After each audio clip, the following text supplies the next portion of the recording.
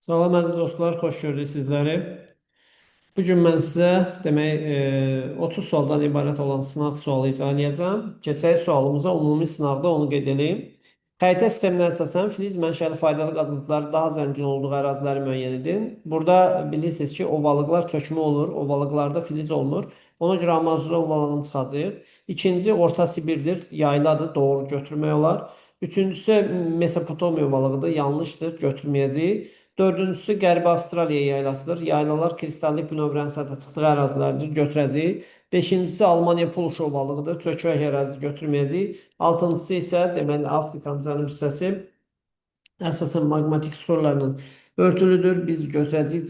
Demək cavabımız 2, 4, 6 olacaq. B variantında cavab öz əksini tapıb keçək növbəti suala. Növbəti sualımız belədir. Respublikamızın ən mühüm nəqliyyat qovşaqları. Respublikamızın ən mühüm nəqliyyat qovşaqları bizdə əsasən 4 dənə şəhərdir. Hansı şəhərlərdə olar?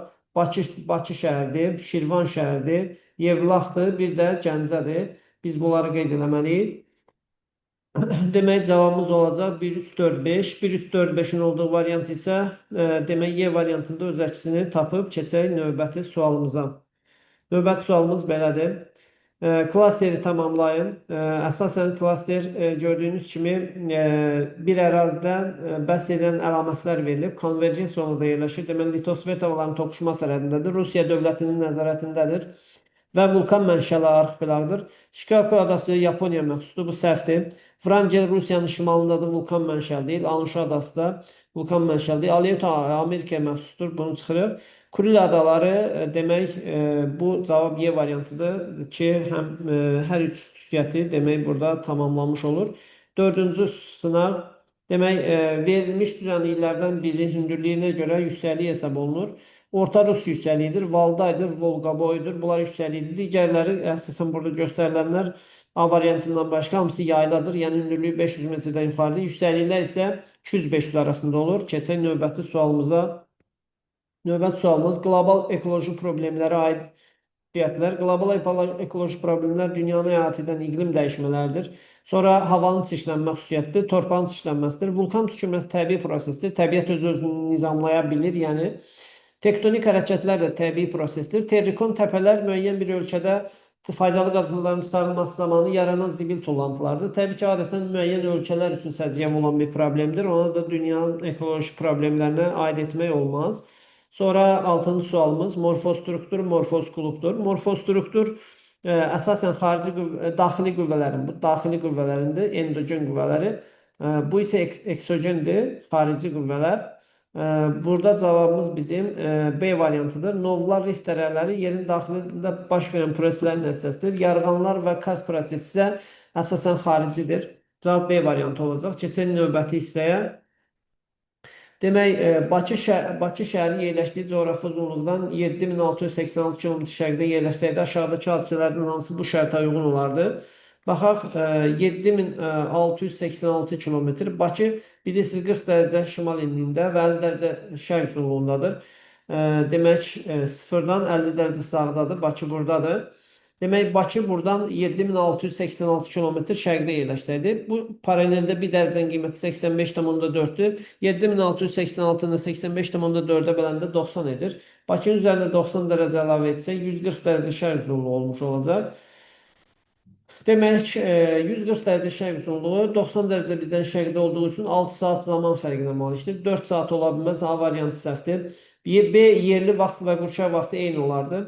Əgər yerli və qurşaq vaxtı eyni isə o zaman 15-ə tam bölünməlidir. Əsas saat qurşaq üzərində yerləşir. 15-ə bölsək 9 dəfə eləyir. 135 qalır, 5 qalır. Deməli, Bakı kimi o da yerləşdiyi saat qurşağından 5 dərəcə irəlidədir. Yəni yerləşdiyi saat qurşağı ilə 20 dəqiqə zaman fərqi var. Cavabımız Y variantı. Ekvatorlar arasındakı məsafə dəyişər, dəyişməz təbii ki. Məsələn, çünki 40 dərəcə paralel boydur. Ekvator üzərində necə Bakı 50-də idi. Bu da 140-dadır. Eyni miqdarda məsafə fərqi var. Gördüyünüz kimi, yəni buradan bura qədər. O səbəbdən bu da yanlışdır. Keçək növbəti 8-ci sualımıza. Deyək ki, aşağıdakı qrafikdə 5 fərqli məntəqə 21 mart tarixli eyni uzunluqda bastırılmış dirəklərin kölgəsi uzunluqları təsvir edilmişdir. Buna əsasən doğru cavabı müəyyən edin.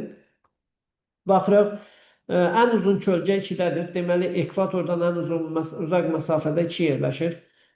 Sonra dördüncü məntəqə ekvatordan daha uzaqdadır. Deməli bu yanlış ifadədir. Çünki ekvator üzərində olanda Günəş 21 mart tarixində, 21 martda ekvatora 90 dərəcə düşəndə hansının kölgəsi uzunsa, deməli onun üzərindən kiçik, daha Günəş daha kiçik bir uzaqda düşür. Yəni o ekvatordan daha uzaqda yerləşir. 4 belə deyil, 4 daha yaxındır ekvatora. Birinci məntəqə 2 və 3-cü məntəqənin arasındadır. Birinci məntəqə 2 ilə 3-ün arasında olması üçün birindən hündür, ikincisindən alçaq olmalıydı. Yəni belə deyək ki, deyək ki, məsələn 3-dən kölgə daha uzun, 2-dən daha qısa olmalıydı. Ancaq belə deyil, ikisindən də qısadır. Deməli o ekvatora daha yaxındır digərləri ilə müqayisədə. O səbəbdən bu yanlış ifadədir. Sonra dirəklərdən biri dünyanın şimal və bir dəqiqə baxaq. Demək, A, B, D olmadı. Dirəklərdən biri dünyanın şimal və cənuba ayıran xəttin üzərində. Dünyanın şimal və cənuba ayıran xətt ekvator xəttidir. Ekvator xəttində günəş zenitdə olduğu üçün kölgə ola bilməz. O səbəbdən dirəklərin kölgəsi var deyə heç birisi ekvator üzərində deyil. Sonra ikinci və dördüncü məntəqə bir-birinə daha yaxın yerləşir. İkinci və dördüncü məntəqə bir-birinə daha yaxındır. Xeyr, biri çox kölgə etibarən qısa, digəri isə daha uzundur.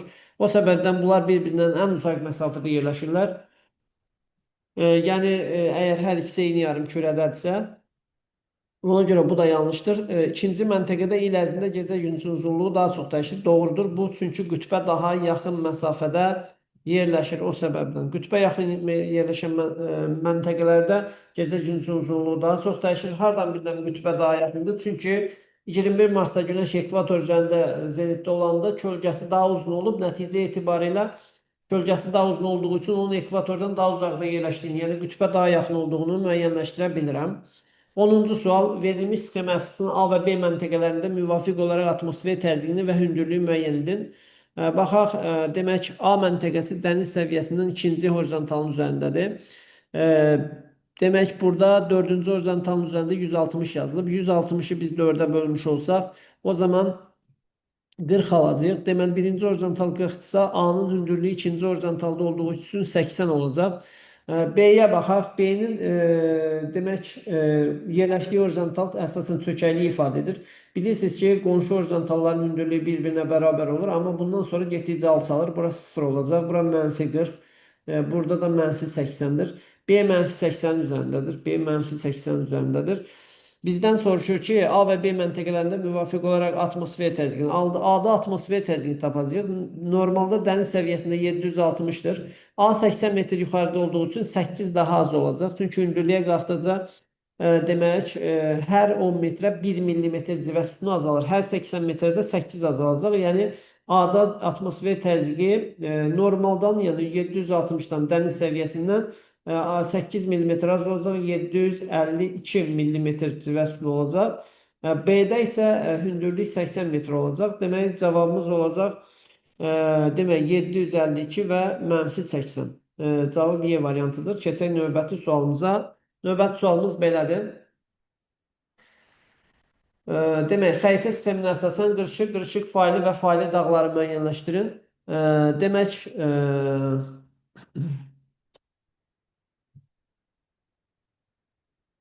burada qırışıq dağlar burada Qafqaz dağlarıdır. Qafqaz dağlar hansı ki Kabarda-Balkar və Qaraçay çərkəz ərazisi buraya uyğundur. Deməli, cavan dağlar bunlardan biridir. Yəni, cavab ya 8 ilə başlayacaq, ya da 9 ilə.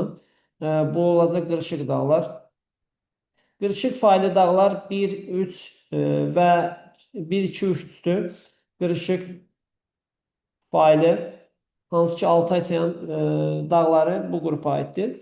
Demək, digər isə da qədim dağ, məsələn, burada Ural dağlarını misal göstərmək olar. Hansı ki, Volqa-Ural regionunda Başqortistan dövləti və ya Başqırtıstan dövləti Ural dağlarına düşür. Ural dağlarına, o da necədir? Faili dağdır. Faili dağ. Bu olacaq qırışıq faili. Bu isə qırışıq dağlardır. Deməli, qırışıq dağlar. Cavabımız olacaq, deməli, ya 8-dən, ya 9-dan. 9-dan başlayaq. 9, sonra gələcək qırışıq faili olması üçün 1, 2, 3, 2, bir də 5. Cavab elə C variantında öz əksini tapıb, keçək növbəti sualımıza. Növbəti sualımız belədir. Verilmiş iqlim diaqramlarına uyğun məntəqələri müəyyən edin. İqlim diaqramlarına uyğun məntəqələr. Bu mülayim dənizdir. Hardan bilirəm? Nə yayda çox isti olmayıb 20-dən yuxarı, nə də qışda çox soyuq olmayıb. Dəniz həmişə havanı Qərbi Avropada mülayim saxlayır. Yağıntının miqdarı nisbətən çox düşüb. Bu isə mülayim kontinentaldır. Qışda soyuq olub, yayda isti olub. Yağıntı da normal, yəni düzdür. Yəni yağıntı mülayim dənizdən az olsa da mülayim kontinental, kəskin kontinentala nisbətən daha çoxdur. Bu kəskin kontinentalda görürsünüz temperatur çox aşağıdır qış aylarında və az yağış yağıb kontinental iqlim. Bu isə mussondur. Yay aylarında temperatur artıb, yağıntı da artıb və qışda mənfi olub. Bütün mülayim Bunlar mülayim dəniz iqlim tipinin diaqramlarıdır. Bunları əzbərləyək. Mülayim dəniz iqlim tipində yeganə mənfi olmayan mülayim dənizdir. Digərlərində də kəskin kontinentalda çox aşağı temperatur düşür. Yəni mənfi temperatur və az yağış yağır. Musson rejimində yayda yağış yağır. Bu asandır. Digəri də mülayim kontinentaldır. Mülayim dəniz demək iqlimindən sonra onda yağıntının miqdarı da azalır. Temperatur da qış aylarında mənfi olur. Demək 2-yə uyğun olacaq birinci mülayim dəniz, 2-yə uyğun olacaq 1, sonra 1-ə uyğun olacaq Rum rəqəmi ilə 2, mülayim kontinental, 4-ə uyğun olacaq kəskin kontinental 3, 3-ə də uyğun olacaq deməli 4 mülayim musson Şərqi Asiya üçün səciyyəvidir. Keçək növbəti sualımıza. Növbəti sualımız belədir. Düzgün bəndi müəyyən edin. Deməli, düzgün bəndi deyilsə, doğrunun altından doğrunu, yanlışın altından yanlış seçəcək. İran körfəzi və Şimal dənizi qeyri-filiz faydalı qazıntılarla zəngindir. Bu doğrudur. İçində də neft çökmə suxurlar var. Sonra Avrasiya materiki bütün saat quşu alanda yerləşir. Bu ancaq Antarktida materikinə aiddir. Okeanlardan da Şimal Buzlu Okeanı, hansı ki, bütün meridianlar onları kəsir yalnız. O səbəbdən. Sonra Afrikanın cənubunda cavan dağları rast gəlinir. Bu da yanlışdır. Afrikanın cənubunda qədim dağlar olur. Şimalında da cavan dağlar, Atlas dağları. Yanlışa baxa, Böyük Britaniya adası Passat küləyinin təsirinə məruz qala bilməz. Bu doğru fikirdir. Bu doğru olduğuna görə yanlışın altında verilib götürəməyəcəyik. Çünki Passat küləkləri ekvatora yaxın ərazilərə təsir göstərir. Tropikdən ekvatora doğru əsən küləkdir. Azərbaycan demək Avrasiya və Hind-Avstraliya tavalarının toqquşmasında Hind-Avstraliya deyil, təbii ki, Ərəbistan olmalıdır. Ona görə bu səhvdir, götürəcək yanlış. Sonra İslandiya adası materik mənşəli adadır. Bu da vulkanik mənşəli ən böyük adadır. Cavabımız olacaq 1, 5 və 6. 1, 5, 6-nın olduğu variant isə B variantında öz əksini tapıb. Keçək növbəti suala. 14. Hasilat sənayesi üçün xarakterik olan xüsusiyyətlər. Hasilat sənayesi faydalı qazıntıların çıxarılmasıdır. Burada elə də güclü ixtisaslı kadra ehtiyac yoxdur. Çünki maşınqayırma sahəsi və s. deyil. Əsasən böyük ölkələrdə, təbii sərvət çoxlu olan ölkələrdə inkişaf edən sahədir. Təbii ehtiyatdan asılıdır müəyyən edər. Yüksək ixtisaslı kadr tələb edir. Yanlışdır. Elm tutumlu deyil. Bu da yanlışdır. Təbii mineral, əgər elə olsaydı, onda təbii sərvətləri çoxlu olan ölkələr daha sürətli inkişaf edərdi. Təbii mineral ehtiyatlardan asılılıq, bəli, düzdür. İstehlakçıya istiqamətlənmə hasil edilən faydalı qazıntıların bərpa olunmayanlar olmasıdır. Bu doğrudur, 5. İstehlakçıya istiqamətlənmə demək xam mal ola bilməz. Çünki bir şey olmalıdır ki, onu biz çıxaraq. İstehlakçılar isə hazır xam malı alaraq ondan yeni növ məhsullar istehsal edirlər. Hasilat sənayesi isə yalnız faydalı qazıntıların olduğu yerləri, yəni təbii mineral ehtiyatlara meyl edən, xam mala meyl edəndir, istehlakçıya deyil. 15-ci sual, demək, burada qeyd elədik, cavabımız 3-5 C variantı. Kənd təsərrüfatında ekstensiv inkişafın üstün olduğu ölkələr nisbətən inkişaf etməkdə olan ölkələrdir. Cavabımız B variantı olacaq. Digərlərində hamısına baxsaq inkişaf etmiş ölkələr var. Məsələn, Kanada, Cənubi Afrika Respublikası, Avstriya və Belçika kimi ölkələr, Fransanın, İtaliyanın misal göstərə bilərik. Onlar da intensiv inkişafdır. Sonra 16-cı sual. Afrika savannalarının Avstraliya savannalarından fərqli cəhətləri. Afrika savannaları ekvatorun hər iki tərəfindədir. Çünki Afrikanın ekvator xətti kəsir. Amma Avstraliya ekvatordan cənubdadır. Ona görə o yalnız bir tərəfdədir. İkisi də subekvatorial iqlimdədir. Bunu çıxacağıq. Bir getdir. Hər ikisi subekvatorial iqlimdə yayılıb. Yəni mövcuddur. Ət yeyən heyvanlar geniş yayılıb. Afrikada yırtıcılar çoxdur. Avstraliyada demək olar ki, yırtıcı heyvan olmayıb. Sonradan ora aparılan dingo itləri vəhşiləşiblər. Biri ikidir. İqlim mövsüm dəyişməsi hər ikisinə uyğundur. Ekvatorun hər iki tərəfində yerləşməsi və daha yüksək əraziləri əhatə etməsi, daha geniş miqyaslı yayılması ilə seçilir. 2, 4, 5-dir cavabımız. Ən zəngin savannaması Afrikadadır. A variantıdır cavabımız. Kisəli heyvanlar geniş yayılıb. Bu Avstraliya səhralarına aid idi. Ona görə bunda çıxmış olduq.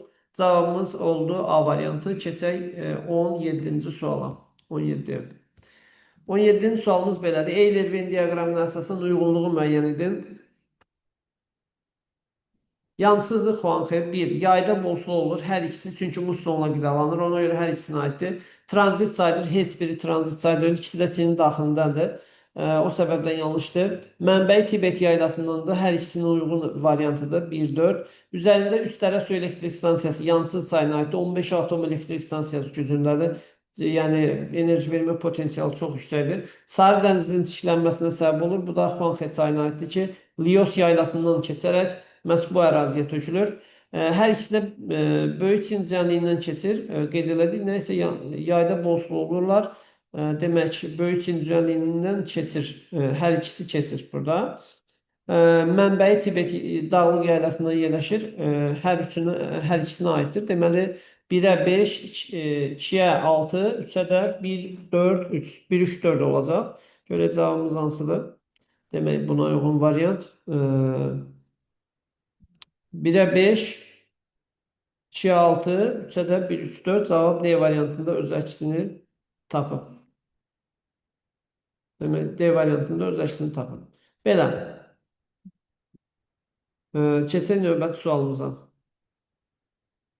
Növbəti sualımız xəritə sisteminə əsasən rəqəmlərə müvafiq gələn gölləri müəyyənləşdirmək lazımdır. Bu göllərdən bir Candar göldür. Candar göl. Candar göl Gürcüstan-Azərbaycan sərhədindədir. 3 Aznahurdur. 2 Göygöl. Maral göl buradadır. Sonra 5 Böyük Alagöl. Orada kiçik Alagöl də ola bilər, böyük Alagöldə. 6 Batabatdır. Batabat. 4 Hacıqabul göldür. Hacıqabul gölü. Demək, bizdə 1 Candar göl, 4 Hacıqabul, 6 isə Batabat gölü oldu. Elə cavab A variantında öz əksini tapıb. Keçək növbəti sualımıza. Demək, Avstraliyanın cənub-qərbi ilə Cənubi Avropanın təbii şəraiti arasında hansı oxşarlıq var?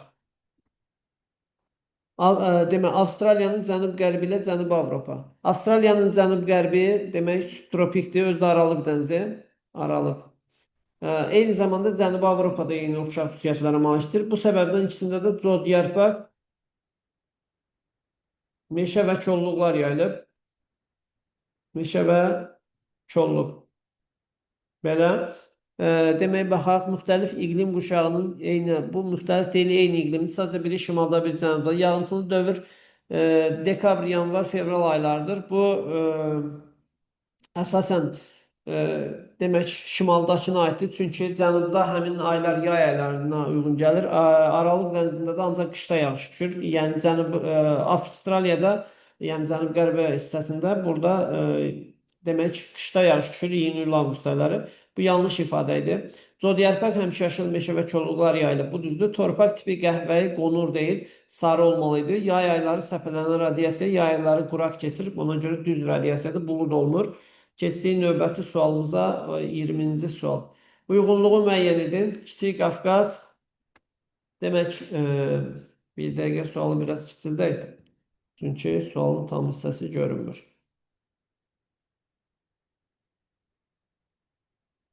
Demək, maqmatik suxurlar geniş yayıldığına görə filiz mənşəli faydalı qazıntılar zəngindir. Bu Kiçik Qafqaza aiddir, A variantı. Çökmə suxurlar geniş yayıldığına görə filiz mənşəli faydalı qazıntılara rast gəlinmir. Bu B variantı Kür çökəkliyinə. Respublikamızın ən iri neft qaz yataqları məhz Xəzər dənizində yerləşir. C variantı. Ən böyük tikinti materialı bu Abşeron Qobustan ərazisidir. Təbii ki, bu da D variantı. A, B, C, D, yəni A variantında öz əksini tapıb. Belə sualın cavabı. Keçək növbəti suala. 21. Tayqa zonası üçün səciyyəvi deyil. Mülayim qurşaqda yerləşir. Tayqa zonası üçün səciyyəvi deyil. Mülayim iqlim qurşağında yerləşir. Bu səciyyəvi əlamətdir. Demək, bunu biz götürməyəcəyik. Qərbi Avropada daha çox yayılmışdır. Bu yanlışdır. Qərbi Avropada enli yarpaqlıdır. Əsasən Asiyada daha çox yayılıb və Kanadada, yəni daha çox Avropanın şimal və şərq hissəsində geniş yayılıb. Sərt iqlim şəraitində əsasən bu ağaclar inkişaf edir. Avropanın qərbində daha çox enli yarpaqlı ağaclar yayılıb. Ən böyük torf ehtiyatına malikdir. Uyğun ola bilər. Bəli, burada bataqlıqlar var. Yağıntılar buxarlanmadan azdır. Sərtlik yağıntı 350 mm, buxarlanma 300-dür. Bu buxarlanma azdır. Stili azdır, buxarlanma qabiliyyəti azdır. Rusiyada daha çox Qərbi Sibirdə uyğun ola bilər. Qərbi Sibir böyük düzənlikdir. Orada iynə yarpaqlı meşələr genişdir. Boz torpaqlar deyil, podzol torpaqlar geniş yayılıb. Donuşluq zonalarının geniş yer tutması var burada. Torpaq 1500 metrə qədər donmuş vəziyyətdə. Cavabımız 3, 5, 7 olacaq. 3, 5, 7-nin olduğu variant isə demək, bir dəqiqə nəyisə qeyd edəmədik düzgün. Demək, daimi donuşluğun daha geniş yayılması səciyyəvidir. Bu uyğun olur. 7, 6-ya bax, boz qonur meşə torpalar yayılmışdır. 6 səhvdir. Bir dəqiqə 5-ə baxaq. Rusiyada daha çox Qərbi Sibirdə yayılmışdır. 6 getdi. Demək, 1 getdi. Özürlü sayın. Aid olmayan variant istəyir. Deyil. Deyil. Olmayan variantlar seçməliyik. Aid deyil. Mülayim qurşaqda yerləşir. Bu doğrudur. Bunu çıxacağıq. Qərbi Avropada daha çox 2-ni götürəcəyik. Sonra yağıntılar buxarlanmadan azdır. Bu 2-4 yanlış ifadədir. Götürdük. 2-4 elə cavabımız 2-4-6-dır onda. Boz qonur torpalar. Demək 2-4-6-dır. Seçmiş olduq bunu. Cavabımız da çıxmış oldu. Demək A variantı. Sonra keçək 22-ci suala. Xəritə sistemində təsvir olunan gölə aid olmayan əlamət. Göl gördüyünüz kimi qapalı su obyektidir. Hansı ki ona 2 dənə çay tökülür. Amma ondan heç bir çay demək başlamır. Buna ancaq çay tökülür. Deməli şorsuludur. Duzludur yəni. Duzlu, qapalıdır, axarsız. Axarsız. Quraq ərazidə yerləşir. Çaylara mənbə ola bilər, yox, mənsəb ola bilər, səhvdir. Suyun tərkibində duz vardır, bu doğrudur, bəli. Və əsasən quraq iqlimdə yayılır, bu da doğrudur. Cavab demək 2 ilə 3-dür. 2-3 olan variantı isə hansı variantda öz ikisini tapıb. Yenə aid olmayan. Görürsünüz, özüm uşaqlara deyirəm ki, diqqətli ola, aid olan, aid olmayanı seçək. Orada izah edəndə özüm də diqqətsizlik elədim. Demək, burada aid olmayan variantlar hansılar olacaq? Çaylara mənbə ola bilər, bunu götürəcəyik, bu mənfidir. Bir də ekvatorial və mülayim enliklərdə daha çoxdur, bu səhvdir. Ekvatorial və mülayim enliklərdə demək, yəni ki, burada daha çox şirin sulu olur, çünki yağıntı çox düşür. Daha çox tropiklərə rast gəlinir. Yəni, cavabımız 1 ilə 4 olacaq. 1-4-ün olduğu variantı isə Y variantında öz əksini tapıb keçək növbəti suala. 23. Xəritə sistemində cədvələ əsasən inzibati rayonların yerləşdiyi iqtisadi rayonlara aid xüsusiyyətləri müəyyən edin. Baxaq, iqtisadi rayonlara aid xüsusiyyətlər. Birinci, biz demək, xəritə sistemində cədvələ əsasən inzibati rayonların yerləşdiyi iqtisadi rayonlara aid olan xüsusiyyətlər. Birinci iqtisadi rayonların adını qeyd edək. Bu çox vacib sualda, onu da qeyd edeyim. Birincisi Şəmkirdir. Şəmkir yerləşir Qazax Tovuz iqtisadi rayonunda. Qazax Tovuz. Demək, 1 Qazax Tovuzdur. Sonra 5 yerləşir bizdə Şəki şəhərində. Şəki də demək, Şəki Zaqatala iqtisadi coğrafi rayonundadır. 6 Qobustandır. Qobustan yerləşir Dağlıq Şirvanda. 4 yerləşir Tərtərdir Qarabağda. 3 yardımlıdır. Yardımlı yerləşir Lənkəran, Astara. 2 Hacqabuldur. Hacqabul da yerləşir Şirvan, Salyanda. Şirvan, Salyanda. Görək nə istəyir. 2, 3, 4, 1 xarici ölkə ilə həmsərhəddir. 2-yə baxaq. 2 Şirvan, Salyan burada Biləsuvarla həmsərhəddir. Bu doğrudur. 3'ə baxaq. 3 demək cənub bölgəsi İranla sərhəddir. Bu da doğrudur. 4'ə baxaq. Qarabağ o da Füzuli ilə İranla həmsərhəddir. Biri budur cavabımızın. 1, 2, 4 Bakı, Tbilisi, Ceyhan. 4 Qarabağda yerləşir. Qarabağdan yəni bu tip yol keçmir. Yəni bütün boru kəmərlərimiz Qarabağ arasından keçmir. O səbəbdən o yanlış ifadədir. Yəni 4'ü çıxdı. 1 ilə 2'yə baxaq. Onlardan keçir. Doğrudur. Deməli bunu çıxacağıq. Sonra 2, 4, 6 ölkə daxili mövqeyə malik olub, xarici ölkələrə çıxışı yoxdur. 2'yə baxaq, doğrudur. Burada yanlış ifadədir təbii ki. Hacı Qabulu qeyd elədik, ona görə burada getdi. 4, o da İranla sərhəddir. 6'ya baxaq, 6 isə təbii ki daxilidir. 6 düz idi bir dənə. Səbəb buna görə çıxdıq bunu. Sonra 4'üncü 1, 4, 5 yay və qış otlaqlarına malikdir. 1, 4, 5. 1, 4 və 5. Doğrudur. Çünki bir hissələr düzənlikdir, bir hissələr dağlıq ərazilərdir. Şəki Zaqatalanında Qanıxay hissəsi düzənliyi və Zaqatala fiziki coğrafi rayonun dağlıq hissəsi var. Bu bölgənin də Qazax Tovuzda Gəncə tərəf dağlıq hissəsi, Gəncə fiziki coğrafi rayonu, Aznahur Ceyrançöl və ya Qazax Qarabağ düzü isə əsasən yarım səhra, yəni ya qış otlaqlardır. Demək 5'də həmçinin uyğun gəlir hamısı. Cavab demək olacaq 1, 4, bir də 2, 5, 6 hündürlük qurşağı aydın müşahidə olunur. Hündürlük qurşağı 2, 5, 6'da 2, 5, 6. 2, 5, 6'ya baxaq. Demək 2'də tam düzənlikdir. Burada hündürlükdən söhbət gedə bilməz. O səbəbdən yanlışdır. 5'ə baxaq. 5'də doğrudur. 6'ya baxaq. 6'da var hündürlük qurşağı. Deməli burada 5 də yanlış oldu. Yəqin ki onda 1, 3, 4 düz olar. Əgər 3 variant düzgün götürülübsə. Yazlıq və payızlıq əkinçiliyi üçün təbii şərait mövcuddur. 1'ə uyğun gəlir. Bir hissəsi dağlıq, bir hissəsi düzənlikdir. Düzənliklərdə payızda əkib yayda yığırlar. Dağlıqda isə payızda əkmək mümkün deyil. Çünki qış dövründə şaxta məhv edir deyə dağlıq ərazilərdə yazda əkirlər. O səbəbdən ya tam dağlıqdırsa, deməli yazlıqdır. Tam düzənlikdirsə payızlıqdır. Demək ərazi dağlıq və düzənlik olmalıdır. Eyni zamanda Qazax Tovuz da elədir. Bir tərəf dağ, bir tərəf düzdür. Birinci. 3'ə baxaq. 3'də də həmçinin elə bir Talış və Lənkəran ovalığı. Bir tərəf dağ, bir tərəf düzənlikdir. 4'də də Qarabağ və Qarabağ düzü və Qarabağ silsiləsi misal ola bilər. Yəni cavab uyğun gəlir. Demək cavabımız 1, 4 və 6 olmuş olacaq. Keçək növbəti suala. 24. Arid denudasyon relyef formasına aid olanları seçin. Arid denudasyon yarğanlar quraq iqlimdə olur. Təbii ki, müvəqqəti çay axınları yaranır, torpağı yuyur. Sonra torpaqda su quruduqdan sonra kənarlar, o qazılmış dərənin kənarları uçaraq dibə tökülür və nəhayətində qobu formalaşır. Bir də fiziki aşınma nəticəsində isti və quraq iqlimdə torpaqlar yararsız vəziyyətə düşərək belirlilər formalaşır. Digər isə denudasiya prosesi deyil. Məsələn, barxanlar qum təpələrdir. Gətirilib əsasən qumlu suxurların çökdürülməsində. Morenlər də buzlaqların dağıdıcılıq qüvvəsinin təsiri ilə yaranmış suxurların müəyyən ərazidə çökdürülməsidir. O səbəbdən bunlar heç birisi deyildir. Kanyonlar da dağıdıcıdır və suyun təsiri ilə baş verir. Əsasən dağlarda suxurların parçalanması və dar, dərin, ensiz çay dərələrinin yaranması prosesidir. Cavabımız olacaq 1, 3, 5. Şimali Amerika materikini Cənubi Amerika materikindən fərqləndirən əlamətlər hansılardır? Ərazisində, demək 25-ci sualda, ərazisində qədim dağlara rast gəlinir.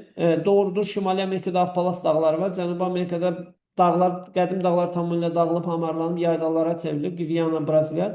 Düzdür, onların üzərində şahid dağlar var. Məsələn, Venezuelada Tepui'lər, Braziliyada Kəlləqən misal göstərilə bilər. Şərqində şahid dağlar yayılıb. Şərqində şahid dağlar demək Cənubi Amerikaya məxsusdur. Demək, burada Şimali Amerika materikini Cənubi Amerikadan fərqləndirənləri qeyd etməliyik. 3 yarımkürədə yerləşir. Şimali Amerika 2 yarımkürədədir. Çünki onun nə ekvatoru, nə Greenwich, nə də 180 kəsmir. Bir də ona bənzər ikinci materik Avstraliyadır ki, 2 materik 2 yarımkürədə. Cənubi Amerika, Avrasiya və Antarktida 3 yarımkürədə yerləşir. Çünki Cənubi Amerikanın ekvatoru kəsir, şimal-cənub, bir də qərbdədir. Antarktidanın Greenwich kəsir, şərq-qərb, bir də cənubdadır. Avrasiyanda demək Greenwich 180 kəsir və eyni zamanda ekvatordan şimaldadır. Yəni şərq-qərb və şimalda yerləşir. Demək, üç yarımkürədə yerləşir ifadəsi də səhv idi. Demək, Çin meriqi işığında mezoiddə dağımağa gəlmə olub, qayalı dağlar, böyük hövzə Meksika yaylaları misal göstərə bilərik. Yastı təpələr və göl çökəkləri geniş yayılıb. Yastı təpələr və göl çuxurları şimalda buzlaşmanın nəticəsində yaranıb. Doğrudur.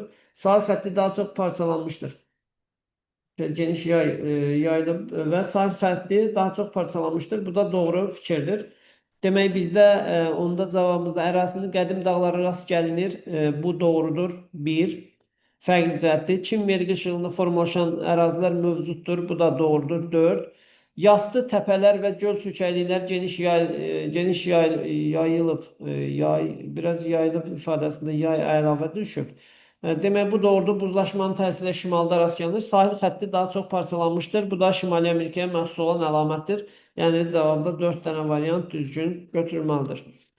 Sonra Şimal yarımkürəsində yalnız bir gün qütb gecə və gündüzləri müşahidə olunduğu paralel çevrəsində günəş şüaları 38,5 dərəcə bucaq altında düşdüyü vaxt dünya hansı tarix ola biləcəyini təxmini müəyyənləşdirin. Demək, baxaq.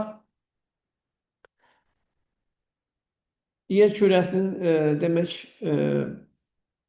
sxemini təsvir edək və paralel xətlərin yerini təyin edək. Demək, bu 66,5 dərəcə şimal enliyi qütb dairəsidir və 66,5 dərəcə cənub enliyi cənub qütb dairəsidir ki, yalnız burada ildə günəş bir dəfə demək görünmür bütün sutka boyu və yaxud əksinə bir dəfə tam görünür. Məsələn, günəş 23,5 dərəcə şimalda, şimal tropikində olanda 22 iyun tarixində, 22 iyunda şimal qütbü işıqlı olur bu dövrdə.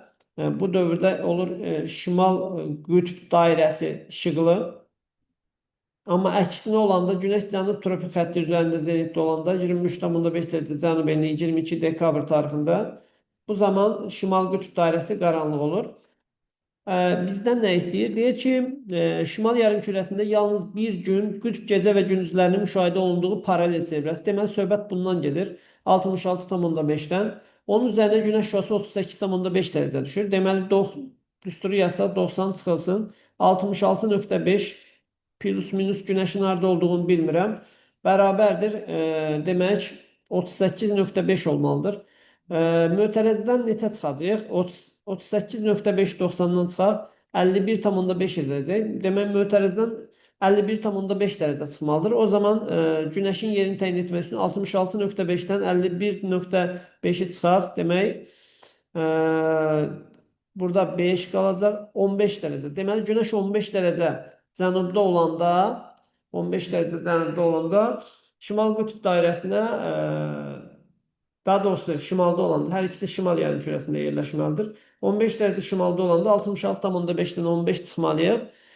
Və cavabımız olmalıdır nə qədər? 51,5. Düsturu indi aşağıda bir də qeyd edeyim. Tutaq ki, 66,5 dərəcə şimal yarımkürəsində günəş nə zaman 38,5 düşür? 15 dərəcə şimal enliyində olanda. 66,5-dən 15 şimal çıxanda qalır 51,5, onu da 90-dan çıxanda 38,5 edir. Deməli, günəş harada yerləşir? Həmin vaxt 15 dərəcə şimal enliyində zenitdədir. Yəni, burada 90 dərəcə düşür. Əgər buradadırsa, bilirsiniz ki, 21 martdan günəş şimala doğru gedir. İyun ayında gedib şimal tropikinə çatır, sonra isə geri qayıdır. Həmin dövrdə. Deməli, bu elə bir tarix olmalıdır ki, 22 hardasa 21 martdan günəş şimala keçəcək. Bir də nə zaman ekvatora qayıdacaq? 23 sentyabr. Yəni bu tarixlər 21 mart və 23 sentyabr arasında olmalı. Bir dəfə şimala gedəndə obyektin üzərində zenitdə olsun, bir dəfə də geri qaydanda. O zaman biz 22 dekabrı çıxacağıq. Sonra 28 fevral çıxacaq. Çünki bizə lazımdır 21 martdan 23 sentyabra qədər. Bu 21 martdan 23 sentyabra qədər olan vaxt bir də sentyabra çox yaxın olmamalıdır. Çünki sentyabra yaxın günəş ekvatora daha yaxın məsafədə yerləşir. 15 dərəcədən daha yaxındır. Çünki günəş bir günə təxminən 4 dərəcə yerini dəyişir. O zaman burada cəmi 23 sentyabra yəni ekvatora günəşin çatmasına demək olar ki, demək 7 gün qalıb. Bu da 2 dərəcə fərqləyir. Yəni bu çox yaxın məsafədir. 2 dərəcə yerini dəyişə bilər. 23 sıfıra yaxındır. Yəni 2 dərəcə şimalda eləyir təxmini olaraq. O səbəbdən bunu da götürə bilməyəcəyik. Biz bu ayları seçəcəyik. Bu aylarda günəş təxminən 15 dərəcə şimaldadır. Yəni günəş 26 avqustda günəş sentyabra qaydanda bu obyektin üzərindən keçir. Bir də 21 martdan sonra şimala gedəndə eyni obyektin üzərindən bir dəfə də təkrar keçmiş olur. 27-ci sualımız uyğunluğu müəyyən edin. Holding. Holding müəyyən məqsədə çatmaq üçün yaradılan birliklərdir. Əsasən elə bu A variantına uyğun gəlir. Leasing bir demək gəlir əldə etmək üçün qoyulan kapitaldır. Bu investisiyadır təbii ki. Leasinglər ümumi yəni anlayışdır bu. Leasing avadanlıqların texniki icarəyə verilməsidir. Demək korporasiyalar isə iki və daha çox şirkətin birləşərək müəyyən əsasən məqsədə çatmaqdır, məqsədləri. İki və ya daha çox şirkət müəssisələrinin birliyidir, belə deyək. Biz qeyd eləsək bura, ümumi anlayış kimi holdingə 1-ə A verəcəyik, 2-yə C verəcəyik, 3-ə demək B verəcəyik, 4-ə də D vermiş olacağıq. Keçək növbəti hissəyə. Sonra situasiyaya baxaq. Situasiyada demək məlum olduğu kimi bir çox coğrafi komponentlər kimi havanın temperaturunda ekvatordan qütblərə doğru dəyişir. Dəyişərək üfüqi zonalıq qanunu yaranır. Bunun nəticəsində yağıntıların miqdarı, buludluluq, günəş radiasiyası miqdarı, hava şəraiti və bir çox göstəricilərdə uyğun olaraq dəyişir. Lakin bəzi azonal amillər nəticəsində bu uyğunluq bəzən pozulur. Buna bir nümunə kimi Avrasiyanın cənubunda iki keçid iqlim qurşağının yanaşı yerləşməsini göstərmək olar. İndi isə aşağıdakı cədvəldə verilənlər arasında coğrafi qurşaqların adını qeyd edin. Bilirsiniz ki, ekvatordan qütblərə doğru istilik, günəş işığı azalır. Ancaq ekvatorda bu hava buludludur deyə günəş radiasiyası nisbətən azdır. Ekvatorial, amma tropiklərdə buludluq azdır deyə düz radiasiya nəticəsində 200-220 kalori enerji düşür. Bu mülayim enliklərdir. Qütblərdə isə daha azdır. Demək, kalorinin miqdarı. Bu da qütb olacaq. Sonra Avrasiya materikində yanaşı yerləşən keçid iqlim qurşaqları biri subekvatorialdır. Subekvatorial tropik tam zoolağa əmələ gətirmədiyinə görə subekvatorialla demək subtropik bir-birinin əmsəlindədir. Subtropik iqlim. Ən çox günəş radiasiyasının ekvatorda deyil, tropiklərdə qeydə alınmasının səbəbi nədir? Ən çox günəş radiasiyası demək ekvatorda deyil, tropikdə. Çünki tropikdə, ekvatorda alçaq təzyiq, qalxan hava nəticəsində bulud yaranır və səpələnən radiasiya formalaşır. Amma tropiklərdə yüksək təzyiq, enən hava müşahidə olunur ki, burada demək biz nə görürük? Yüksək təzyiq, enən hava və buludsuz hava şəraiti. Düz radiyasiya. Düz radiyasiyada günəş daha çox düşür. Nəticə itibarilə tropiklərdə qeydə alınma səbəbi məhz bundan əlaqədardır. Yüksək təzyiq nəticəsində enən hava müşahidə olunur, buludsuz hava şəraiti yaranır. Günəş şüasının qarşısını kəsən bir maneə olmadığına görə demək burada düz radiasiya müşahidə edilir. İndi isə bu sınağı yekunlaşdıraq. İnşallah növbəti izahlarımızı izləyən əgər sizin üçün müsbət bir nəticə varsa, mütləq bəyənib abunə də ola bilərsiniz. Bu bizim üçün sevindirici olar. Sağ olun, növbəti izahlara qədər.